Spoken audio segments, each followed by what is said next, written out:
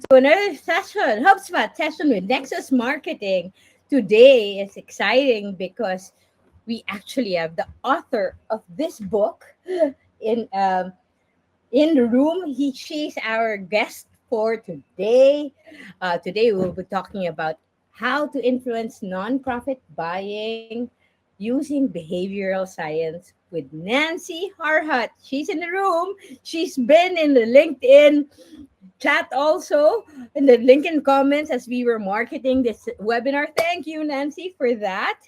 Um, before like always, before we start the webinar proper, I'll share you the responses from the polls, from the pre-webinar polls that we released via email and via LinkedIn. And we asked the question, which behavioral science principle are you most interested in mastering to unlock your pipeline? So if we have a poll team at the back end, if you could share that, maybe our participants would like to respond here as well. Let's look at that. But on screen is actually the current results from the poll. Um, and we can see that a lot of people are curious about the Zeigarnik effect. Probably because, it's such a unusual term. We're going to be talking about that. Another term, the Pratfall effect, was number three. Number two came in with loss aversion. I know a lot of people are using that tactic to try to pull in some folks. And the power of three came last. So these four topics are things that we will talk about today. Let's check on the poll and see what the responses of people are currently. Let's see. All right. So it looks like it's really Zeigarnik effect coming up strong. Um, let's let's move on and talk about all these principles more. Um, so we run these webinars because we know that for businesses selling to the mission driven and nonprofit sector, it's very different the way way those businesses actually try to um, reach out to people. And unlike standard B2B, where the focus is ROI and market dominance, for nonprofits and mission driven organizations, their focus is community impact, long term sustainability, and fund stewardship. So when we connect that to the topic today, that's going to be very exciting because we will talk about how behavioral science actually affects that this goal that businesses who sell to the non-profit and mission driven sectors actually um, want to achieve. So today, I mentioned already, and we have her in the room. We have Nancy Harhut. I wanted to cut my hair actually to match Nancy, but the best way I could do it is to have my AI agent create a Nancy Harhut version of me. I forgot my glasses. I do have glasses too, red glasses downstairs. So Nancy is well known in the HubSpot ecosystem because of her book, Behavioral Science in uh, Using Behavioral Science in Marketing, drive customer action and loyalty by prompting instinctive re- responses. So you want to be able to turn your nonprofit inertia to decisive action with behavioral sciences. So just a little bit of commercial here. Her book, actually, I always find myself bringing them when I go to missions that I do for the nonprofit organizations that I serve for. So I'm a director of some nonprofits here in the Philippines, and oftentimes I travel to areas around the Philippines to talk about um, peace concepts, to teach children about photography, to talk about nonviolent communications. Um, and talk about cyber peace for my nonprofit organizations.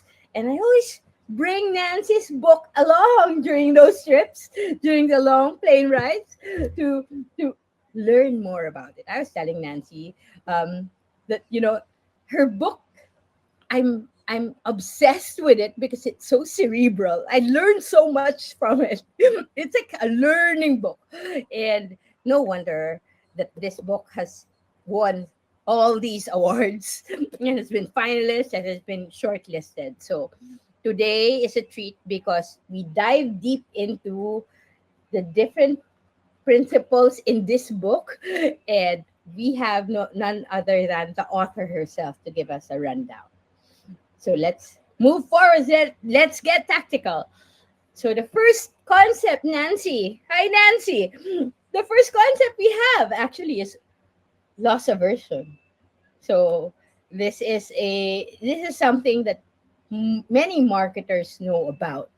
I'd like you to share us your take about this. Loss aversion. Absolutely. All right. Well, first of all, thank you so much, Sarah, for having me. It is a complete honor and privilege to be here and to share some concepts with you and to help people accomplish their very important goals, reaching out to mission-driven organizations. So again, honor and pleasure to be here. Thank you. So yeah, loss aversion is interesting. A lot of times in marketing, what we do is we focus on the benefits, the gains, the advantages, all the wonderful things that will happen if just accept my webinar invitation, if you just, sign up to my email list, if you just buy my product, right? I mean, all this great stuff will happen. And that's not wrong. We do want to focus on benefits, but what behavioral scientists have found is actually that people are twice as motivated to avoid the pain of loss as they are to achieve the pleasure of gain. So while I'm not suggesting that we walk away from the gains and the benefits and the advantages, what we want to do is we want to utilize a little bit of loss aversion. We want to make that work for us because we know that people are twice as likely to get motivated to take action. Researchers have actually run an experiment. They went door to door and they were talking to people about insulating their homes.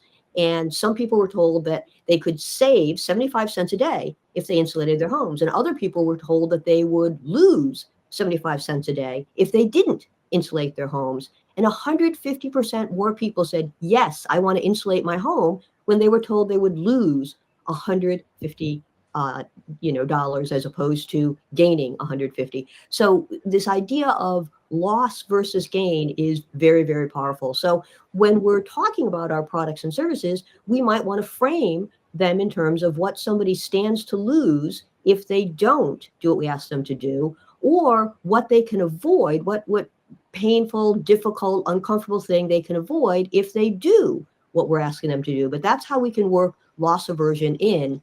And I noticed that one of the things that you have on the slide is the idea of the curiosity gap.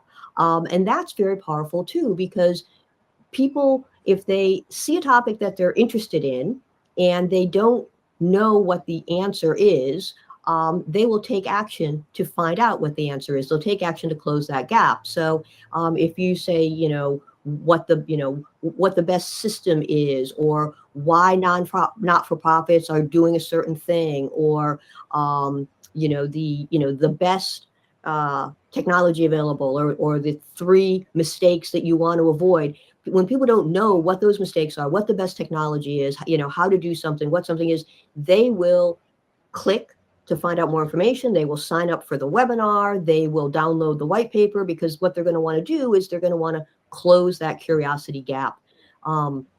It's a very nice way to play into the idea of loss aversion. So you want to talk about the things that, the pain that people can avoid, and then you want to tee up information in such a way that if people don't click to find out more, they feel that they're losing out.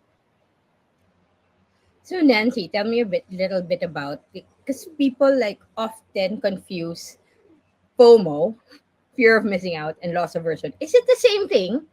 Well, Or they're is it not? closely, they are related, but they're not really the same thing. If there's a fear of missing out, there's something that I want to enjoy, I want to get in. on something, whereas loss aversion is I'm going to lose something that, that I might already have.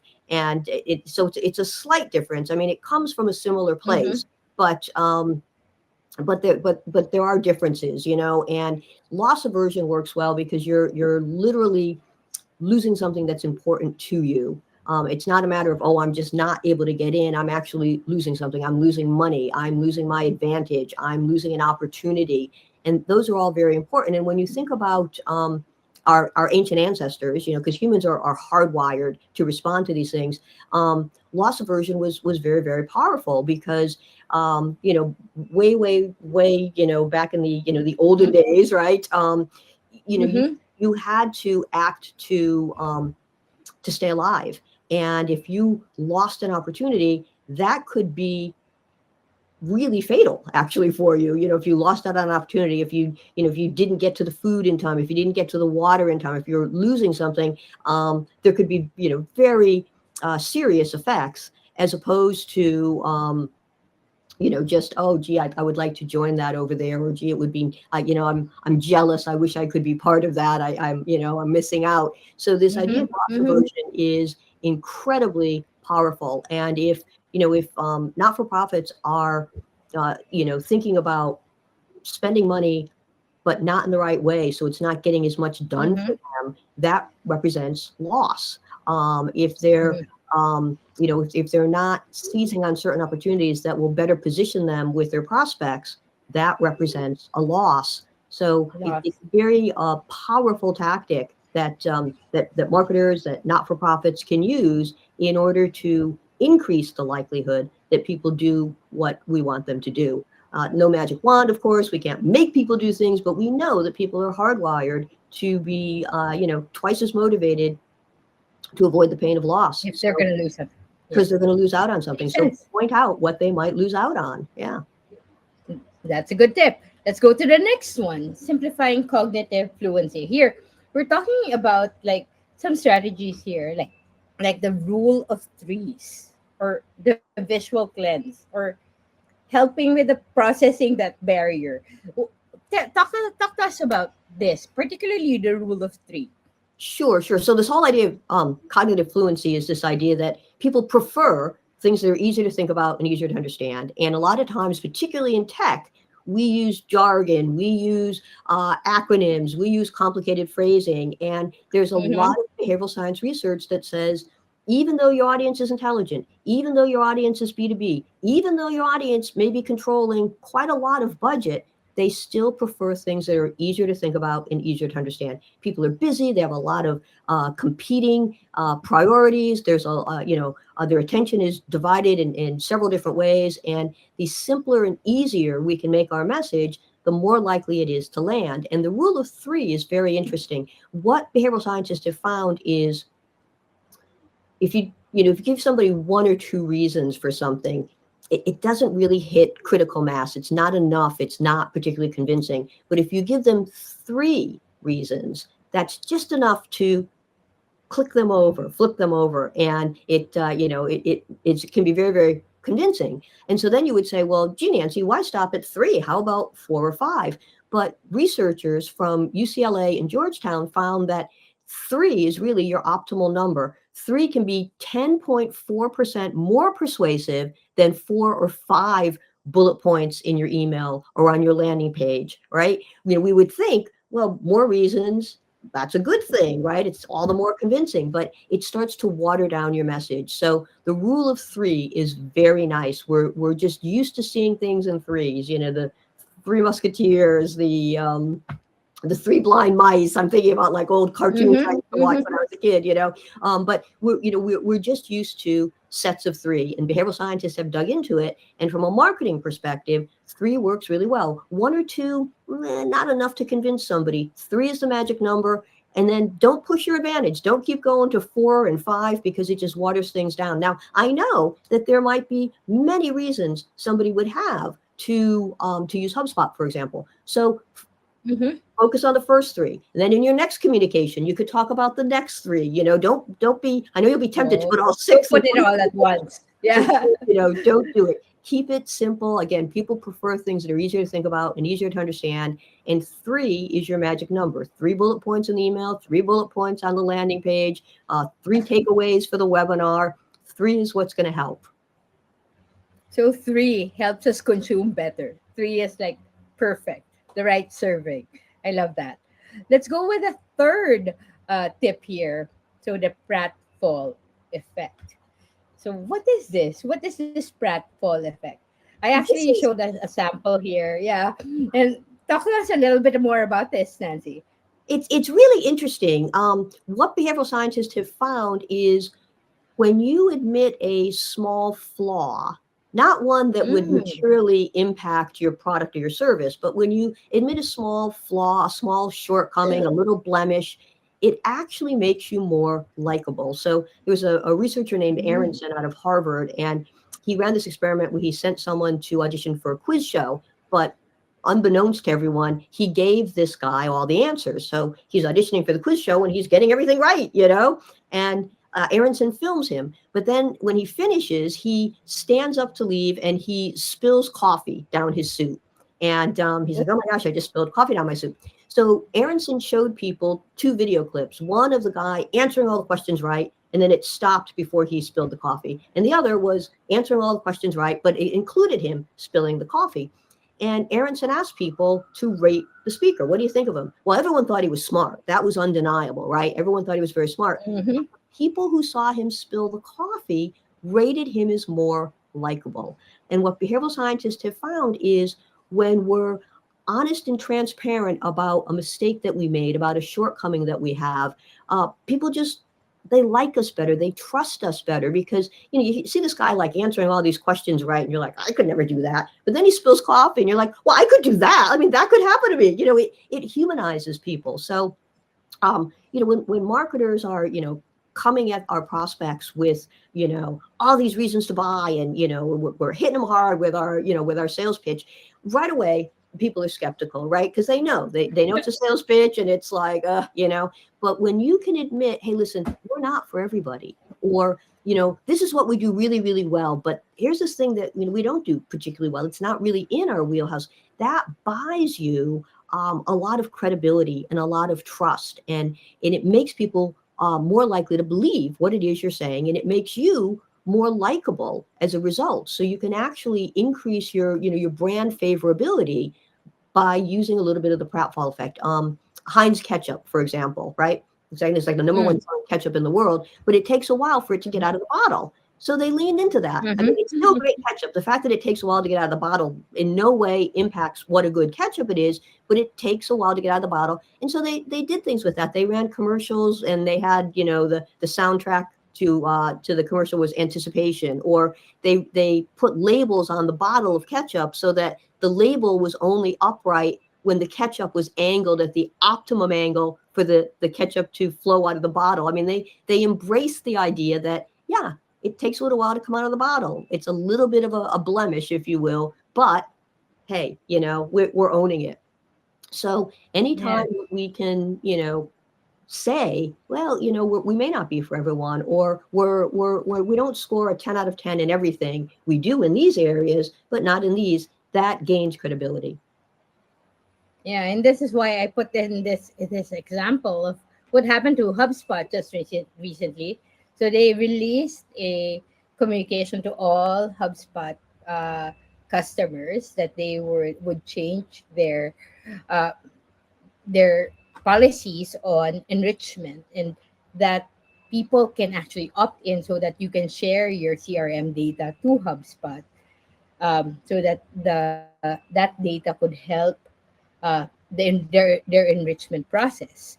And a lot of people got mad about it, and quickly, like a few, not even a full day after, Duncan Lennox, who's head of product for HubSpot, actually wrote a sorry, and they are currently adjusting their process. They're reverting back to their current process. They will not use the data of their customers so that um, they could help with enrichment.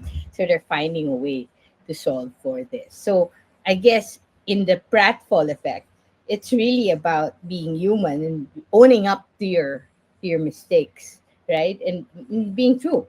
And that's quite interesting to see, um, that it actually helps build trust better rather than, you know, pretending that nothing wrong happened. Right, Right, or right, nothing, right. that you're perfect, right? It So builds this trust is and it awesome. builds favorability. People actually like you more because you seem authentic and honest and willing to own a Mhm. mistake. We all make mistakes. The question is, how do we handle them, right? And I know Mhm. you're going to have one of your upcoming webinars is going to be with Jay Schwedelson. He has research that says Mhm. if you have oops in a subject line, you get a big lift in opening rates because people want to find, "Ooh, what was the mistake? Let me find out, you know? So Yeah, it's funny. That's how humans are. We know we make mistakes, but if people own up to them, we appreciate them for it. that's nice. That's nice. So let's talk about closing open loops. So why is this like a good principle also for marketers to use?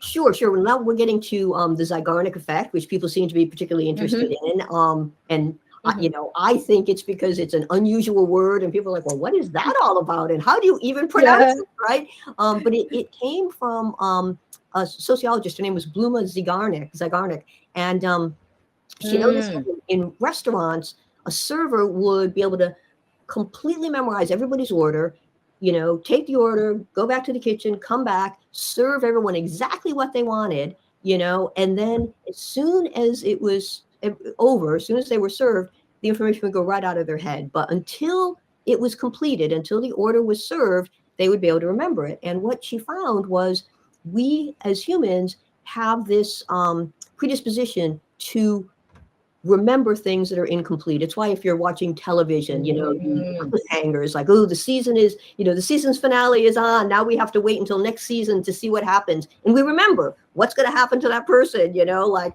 how, we leave things unresolved. And as a result, they stay top of mind. And so it's why, for example, you're saying like with a webinar, the post webinar follow up isn't a sales pitch. It's the next logical step. You did the webinar, but that didn't complete the process. There's more to it. We're going to continue on. We leave them at the end of the webinar wanting perhaps a little bit more, and then we can deliver that in the follow up. And then I love your idea of this audit incentive because when people do Mm-hmm. a self audit, what happens? They come to their own conclusion that this might be a very good product or service for them. And when you come to your own conclusion, it's much better than someone trying to convince To you. push. It's a nice little 1, 2, 3 step process you've laid out for closing the open loops. Yeah, that's awesome. So, Nancy, we're going to get into the demo. I'll let you sip your drink. This is going to be a quick 5-minute demo for everyone. Um, let me just share my screen so that we can go straight into that. Hold on. Okay, here we go. So, we're talking about using behavioral science in marketing, and I'm going to show you how we can operationalize that in HubSpot. So, say we have a person who actually attended a webinar, Lisa Smith. How do you engage her with these tactics?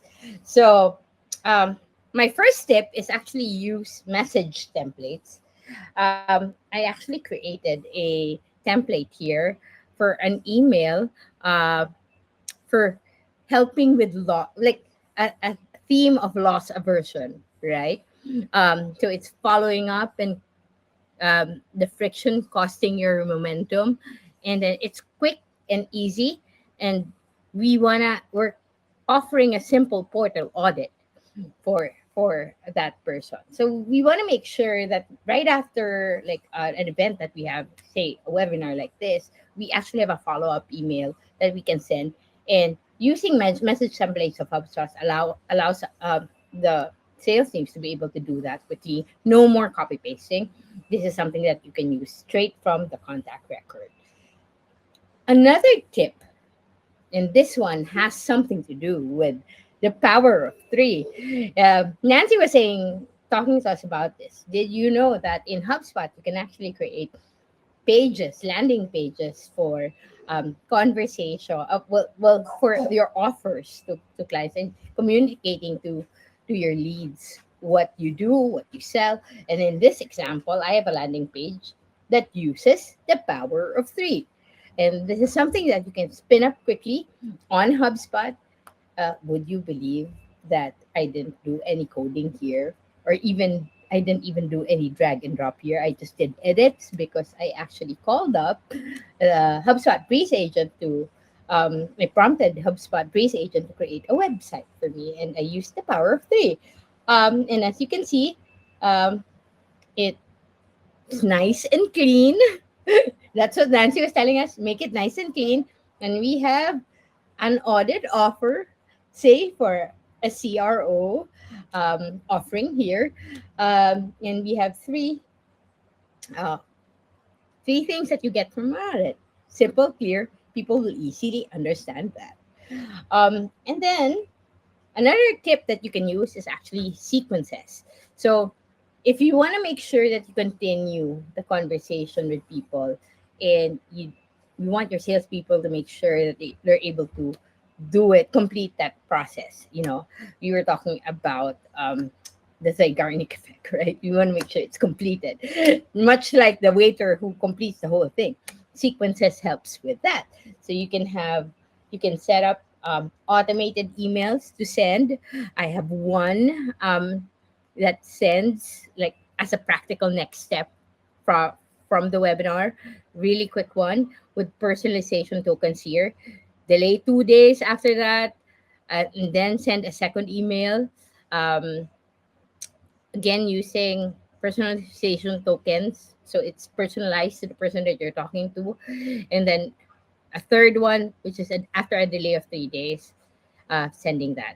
The nice thing about HubSpot's sequences is this one I built is just a straight line down, but you can actually create dynamic sequences that work with um, the engagement of the of the lead or the contact that you're talking to, so that the messages actually aligns, the emails that get sent after aligns with what actions a person does. So that's quite interesting.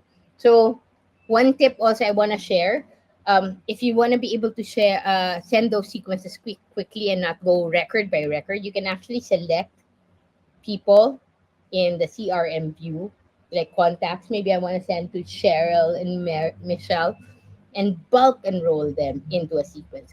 Sorry, this is a demo portal, so my inbox is not connected here. But if your inbox is connected here, you can enroll them in a sequence in bulk, and you got your work done. And HubSpot will be sending those cadences to the people that attended your webinar. So another thing that we want to be able to look into is have workflows actually set um, tasks depending on, like, their choice. In the website, you notice there were like three options. If the choice of that person is to maybe request a CRO or the audit, or maybe they want to just book a strategy call, or maybe they want to get a checklist from us, then this workflow automatically sends tasks to contact owners who are actually managing the relationship with that contact, and they know exactly what they need to do. So that's ensuring that we use the Zeigarnik effect for completing the whole process. And salespeople remember everything that they have to do, depending on the choice of their lead.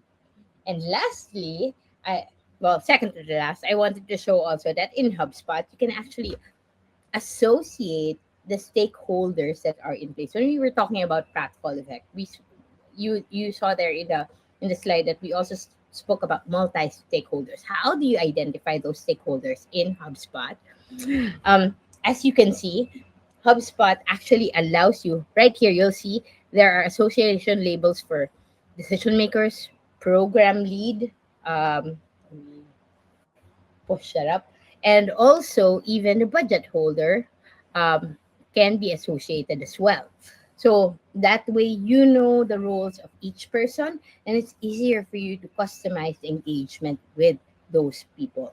Um, And lastly, how do you want to be able to track that? Operationally in Teams, in HubSpot, you can have reporting in dashboards as well. So as you can see here, I've set up the buying role so that you can see like what percentage of uh, types of contacts we have, how many um, budget holders do we have in our deal stages, and I've actually added them based on the different stages that we have here. So we know we have about 200 deals in qualified to buy, and as we can see in the screen, we have about 17% and 27%, 17% who are actually budget holders in our list, 23% that are actually decision makers, and we have influencers, which is about 20%. So ideal, this is like an ideal set that we have. As they go through like your stages, you want to be able to pull in the decision maker.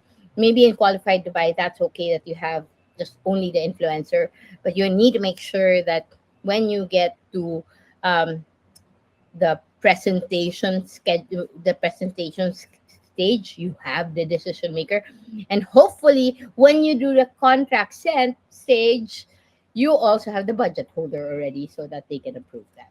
So that's how you use behavioral science in marketing in HubSpot. And let's go back to our main slide so that we could go forward and start wrapping up. uh, So my mouse is there. Wrapping up this session. Let me, sorry. Hold on. I'll stop sharing, reshare our slide. Oopsie. There we go. Live stuff. All right. So Nancy has this behavioral science. I tried to summarize her playbook. Um, we have loss aversion. Two times people fear twice more if they're gonna lose something. So we want to be able to use that trick in our communication so that we attract more people to act fast. We spoke about cognitive fluency, which is actually applying the rule of thirds. We hear three is a magic number. You want to keep the visual simple and easy to read. It's we don't want complexity. That's the trigger. And the Pratfall effect, skepticism of commercial claims, and admitting minor limitations here, like HubSpot, what HubSpot did, the Zeigarnik effect, making sure that we complete the process. We don't like miss out on the steps like the waiter did. And if you use that in your marketing uh, motions, I'm sure your numbers will increase. And if you want to read more about this, the book, we have Nancy's book here. So today it was really impact beyond the pitch and making sure our sales and marketing strategies are aligned with human psychology. We want to eliminate inertia, build authentic trust also, and we want to empower the people that we serve so that we maximize our impact.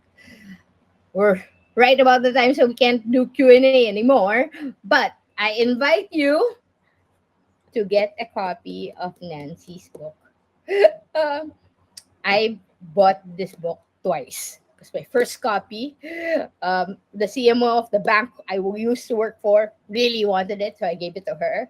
And I said, "No, I can't live without my own." I was just telling Nancy, "I've read your book 4 times already now. Because my first copy I read 3 times. Now I've read it again 4 times. So if you want a copy of the book, this is the Amazon QR code.